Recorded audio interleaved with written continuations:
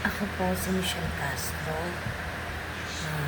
Humihingi po ako ng tulong sa inyo para matulungan niyo po kami magkakapatid na muling makita yung nanay namin na nasa mental hospital sa Japan. Ang problema kasi, yung asawa niya ay Japanese. Hindi namin siya maintindihan sa pakikipag-usap namin sa kanya.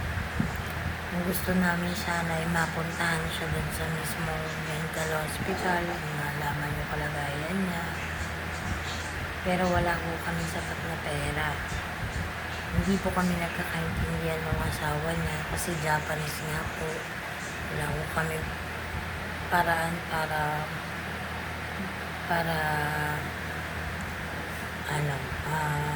para maintindihan siya kasi wala ko kami translator. Tapos wala ko kami pera para makarating mo din sa Japan. Matagal na namin siyang gustong makita kasi simula nung